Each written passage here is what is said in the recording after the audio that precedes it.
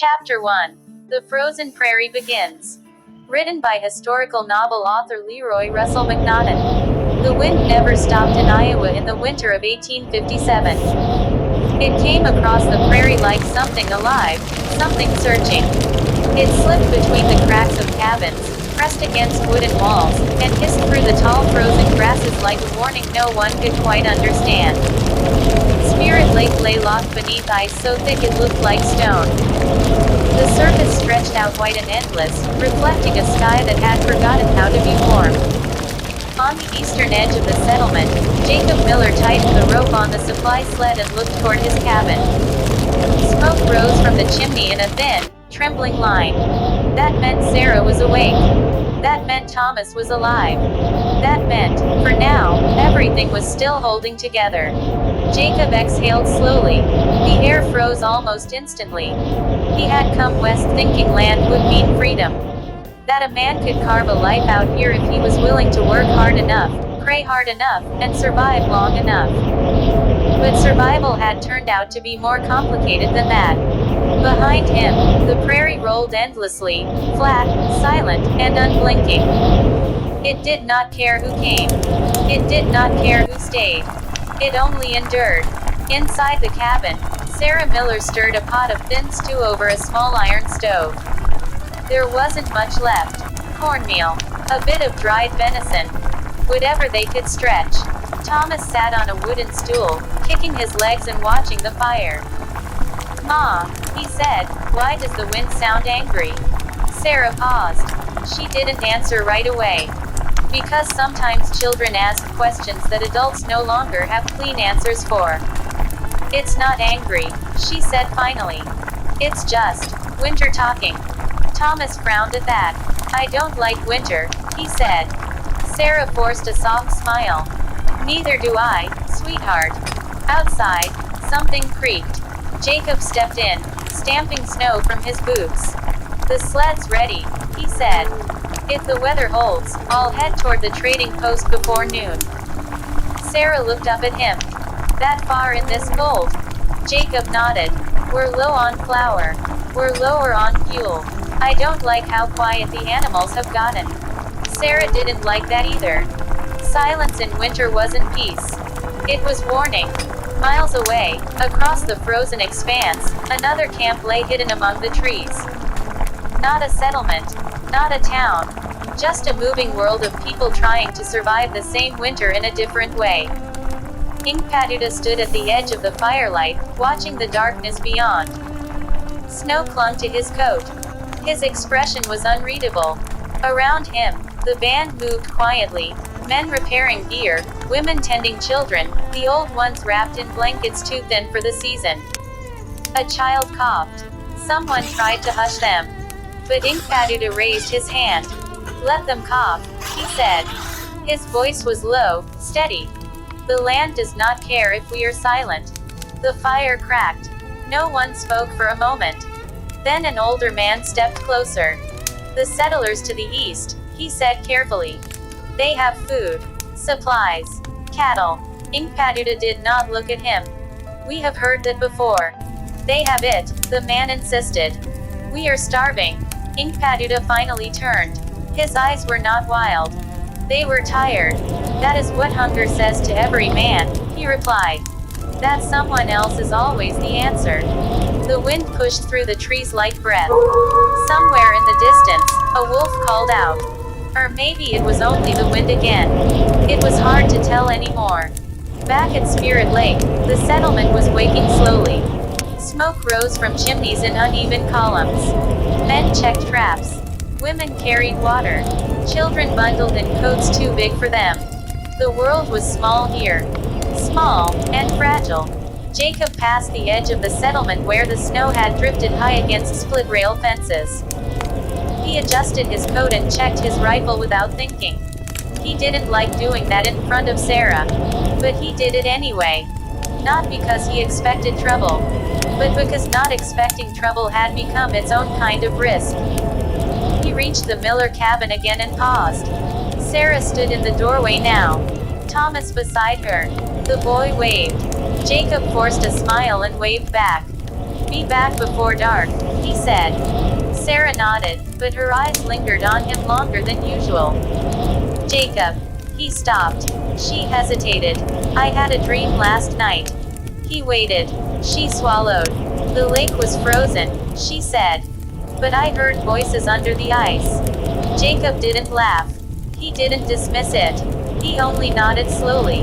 Dreams are just dreams, he said. But he didn't sound convinced. The trading route east was long and empty.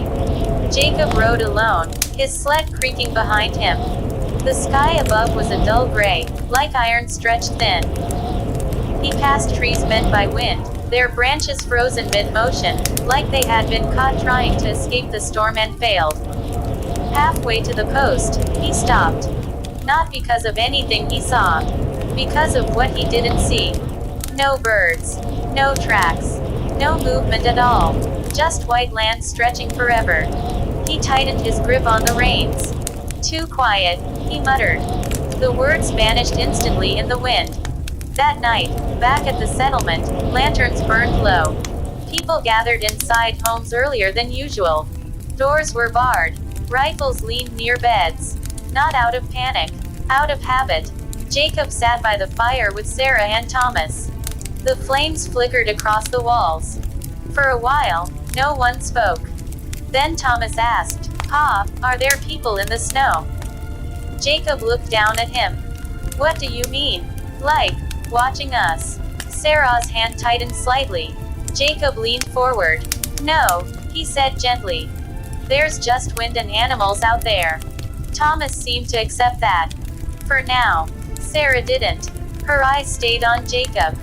Because she knew something he didn't say out loud. Out here, silence was never empty. It was waiting. Later that night, Jacob stepped outside alone. The cold hit him like a wall. Above him, the sky was filled with stars so sharp they looked like they could cut skin. He stood still. Listening.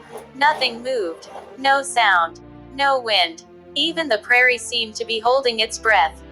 Jacob frowned slightly. "That's not right," he whispered. And somewhere beyond the dark edge of Spirit Lake, far beyond the frozen fields and sleeping cabins, something began to move across the snow. Page 2. The prairie did not answer Jacob Miller's thought. It never did.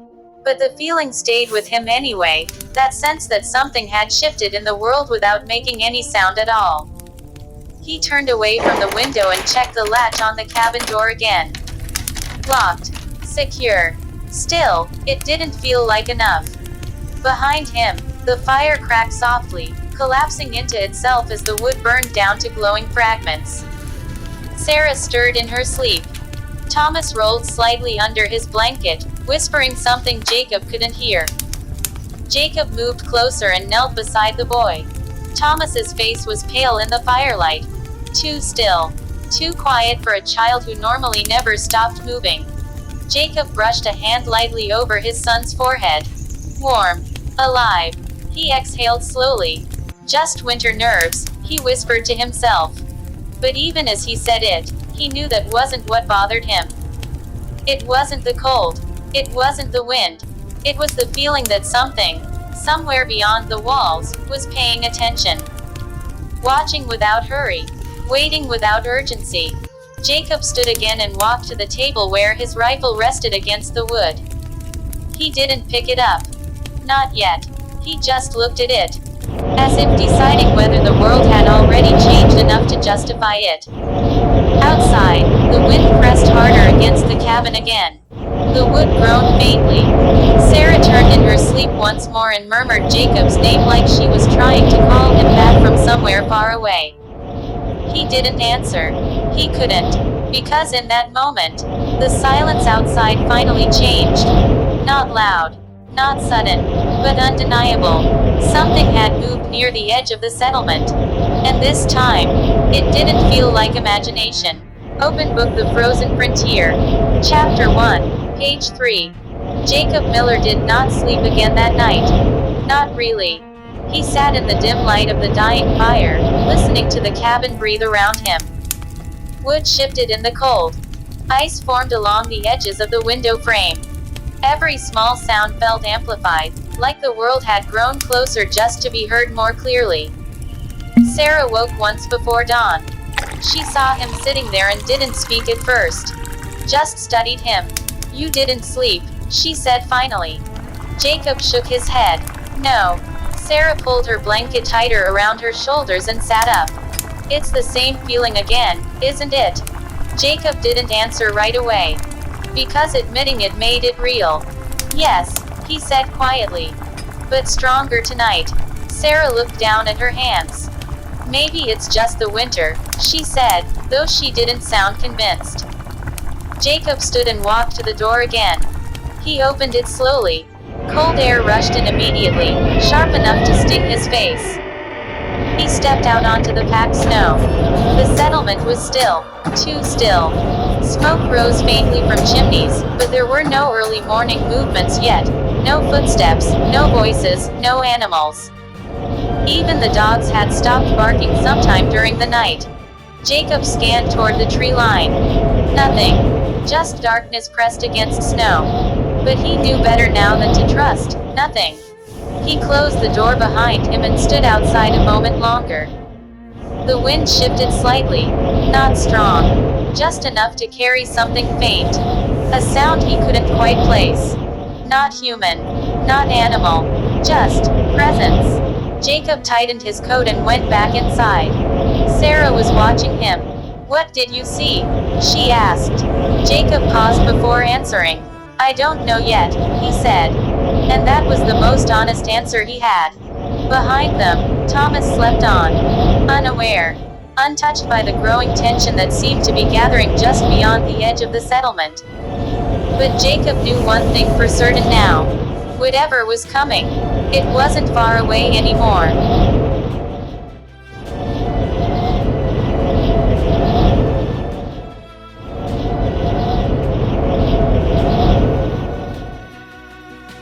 Page facing up, page 3. The sky over Spirit Lake began to pale, but it did not warm. Dawn in Iowa that winter was not gentle. It arrived slowly, like something reluctant to show itself. Jacob Miller stood outside again before the sun fully rose. The snow under his boots had hardened overnight into a thin crust. Each step made a soft cracking sound that disappeared quickly into the air. He walked toward the edge of the settlement. Not because he had to. Because he needed to see it with his own eyes again. The tree line was still there. Still dark. Still quiet. But the feeling had changed.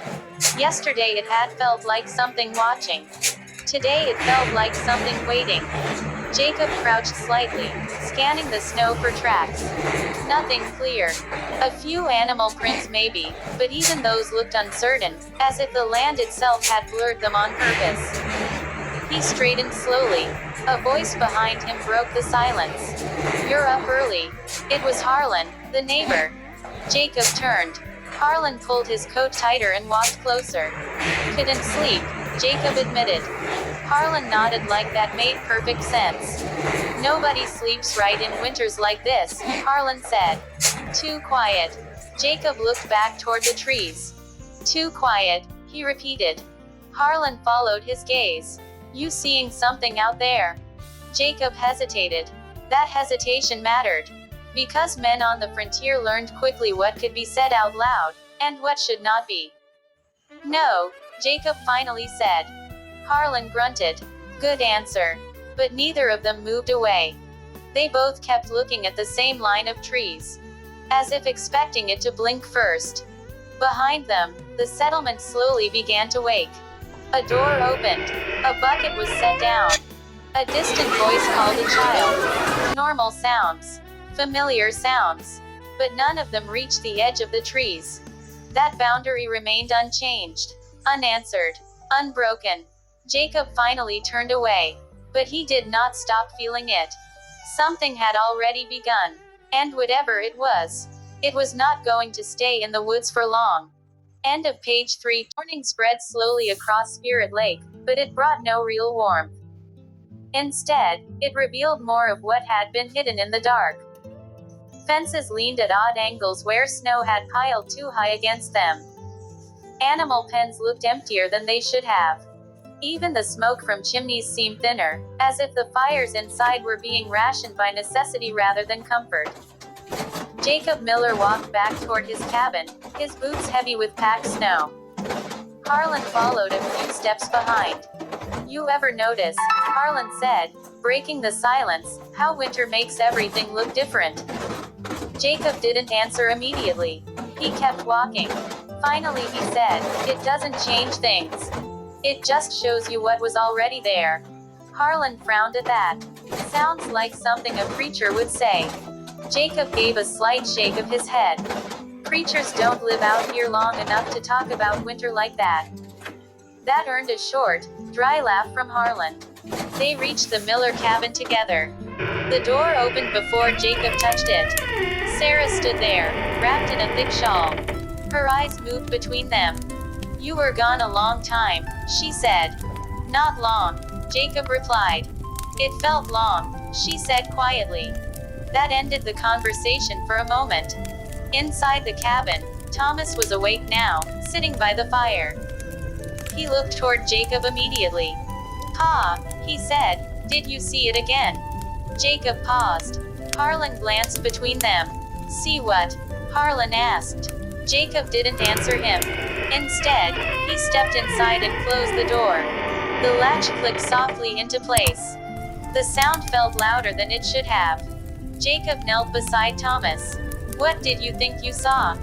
Jacob asked gently. Thomas hesitated. "I don't know," the boy said. "Something outside. By the trees. It didn't move like animals move." Sarah stiffened slightly. Harlan shifted his weight near the door. Jacob kept his voice steady. "Sometimes the wind moves snow in ways that look like shapes," he said. Thomas nodded slowly, but it didn't look like he believed it. Neither did Jacob. Outside, the wind pressed against the cabin again. Long, slow, persistent, and somewhere beyond the edge of Spirit Lake, something continued to wait, closer than before, even though the fire was still burning. It should have been enough. A steady flame inside a closed cabin in the middle of an Iowa winter should have meant warmth, safety, normal life continuing in spite of the cold outside. But Jacob Miller had lived long enough on the frontier to know that "should have" was a dangerous way to think. He stood at the window, watching his own reflection overlap the frozen world beyond the glass. For a moment, he couldn't tell which side of the window he belonged on. Inside or outside, safe or exposed, alive or being observed. Behind him, Sarah adjusted Thomas's blanket again, trying to focus on something she could control. But her eyes kept drifting toward Jacob. "You're seeing it again, aren't you?" she asked quietly. Jacob didn't turn. "Yes." A pause. "Same place." He nodded. Sarah didn't ask what it was. She didn't need to anymore. Whatever Jacob was seeing, or thought he was seeing, had already changed the way they all moved through the house. Carefully, quietly, like the walls might be listening.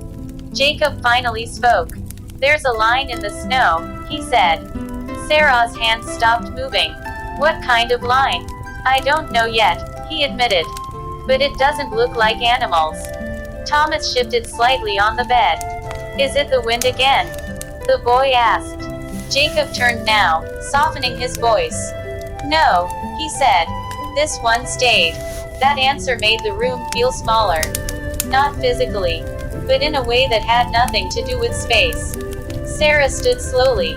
"I don't like that," she said. Jacob nodded once. "Neither do I."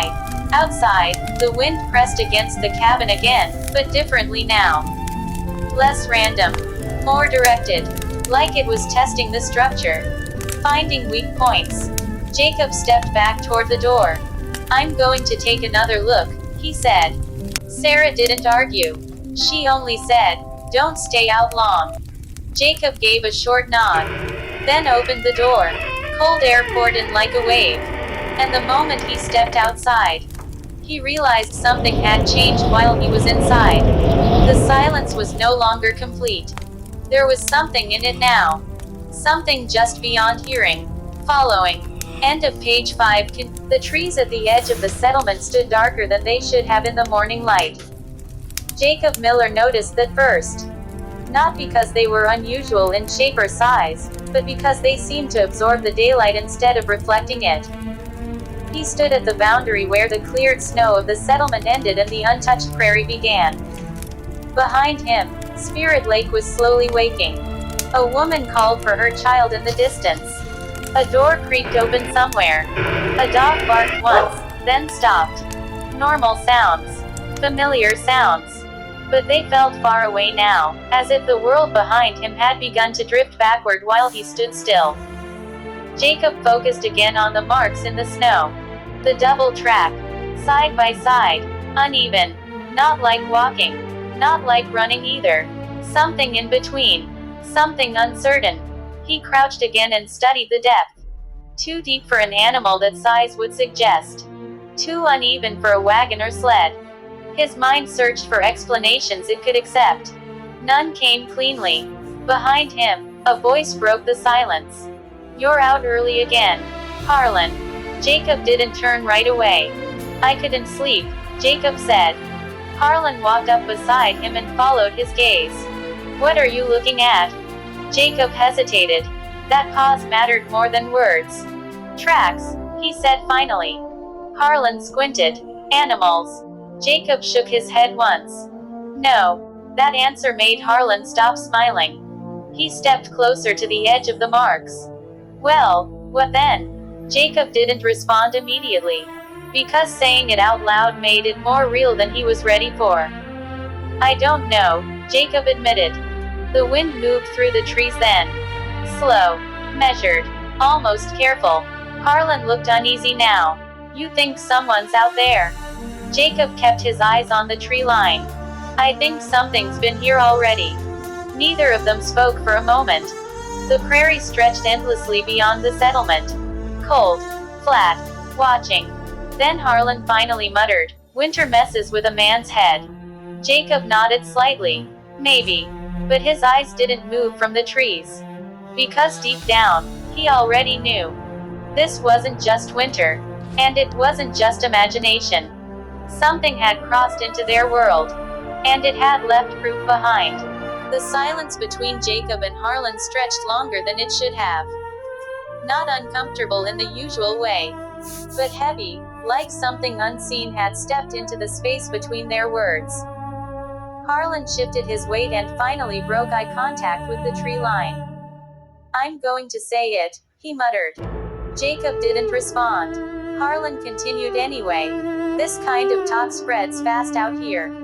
Tracks in the snow, strange feelings, things moving where they shouldn't be." He shook his head slightly. "People start thinking the land's haunted." Jacob finally looked at him. "I didn't say haunted." Harlan gave a short, humorless laugh. "You didn't have to." A gust of wind rolled across the open prairie, lifting loose snow in thin spirals. For a moment, it blurred the boundary between land and sky, making it hard to tell where one ended and the other began. Jacob watched it carefully. The tracks remained, even as the wind tried to cover them. That bothered him more than anything else. Because wind erased most things out here. Footprints. Wagon ruts. Even mistakes. But these marks stayed. Harlan stepped back slightly. "You should come inside," he said. "It's too early for this kind of thinking." Jacob didn't move. "Too early?" he repeated. Harlan nodded toward the settlement. "People start the day thinking about food, firewood, survival. Not whatever this is." Jacob finally straightened. His eyes stayed on the trees. "If you ignore something long enough," Jacob said quietly, "it doesn't go away." Harlan rubbed his hands together. "That's not what I meant." Jacob turned slightly toward him. "What do you think it is then?" Harlan hesitated. That hesitation told Jacob more than any answer could have. "I think it's just winter making everything feel bigger than it is," Harlan said finally. Jacob nodded slowly. But his expression didn't change. Because he had already stopped believing that explanation. He took one last look at the tracks. Then turned back toward the settlement. Harlan followed him after a moment. But Jacob could feel it even as they walked away. The tree line behind them was still. Watching. Waiting. And now. No longer content to stay there. The walk back into Spirit Lake felt longer than the walk out. Jacob Miller didn't speak. Harlan tried once or twice, but eventually stopped, sensing that words weren't helping anything. The settlement came back into view slowly, smoke rising, cabins lined in uneven rows, fences buried halfway in snowdrifts.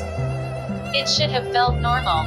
It didn't. Everything looked the same as it had that morning. But Jacob couldn't shake the feeling that something had changed while they were gone. Like the place had been quietly adjusted. Slightly out of alignment. They reached Jacob's cabin. Harlan paused near the door. "You coming to your senses yet?" he asked half jokingly. Jacob didn't answer right away. Then, "I don't think I left them," he said. Harlan frowned. "Left what?" Jacob looked back toward the trees in the distance. "The senses," he said. A long pause followed that. Harlan gave a short breath, almost a laugh, but not quite. "You need sleep," he said finally. Jacob nodded once. "Maybe." But he didn't sound convinced. Harlan stepped away, shaking his head slightly as he walked off toward his own cabin. Jacob entered his home quietly. Inside, the air felt warmer, but only barely. Sarah looked up immediately. "You were gone longer than before," she said. Jacob closed the door behind him. "I followed something," he replied. Sarah's expression tightened. "What kind of something?" Jacob hesitated. Then he said the truth as plainly as he could. "Something that left tracks where nothing should have been walking." Sarah didn't respond at first. She looked toward the window. Then toward Thomas, who was still asleep. Finally, she spoke in a low voice. "Jacob, people don't like hearing things like that out here." "I know. That's how rumors start." Jacob removed his coat slowly. "This isn't a rumor," he said. That made the room go quiet. Even the fire seemed quieter. Sarah stepped closer. "What do you think it is then?" Jacob paused. Not because he didn't have thoughts, but because none of them felt safe to say yet. "I think," he said carefully, "something crossed into our land that didn't belong here before." Sarah held his gaze, then slowly shook her head. "I don't like that answer." Jacob nodded. "Neither do I." Outside, the wind pressed against the cabin again. Not as strong as before, but more persistent, like it had learned the shape of the building, and was now testing it. One wall at a time.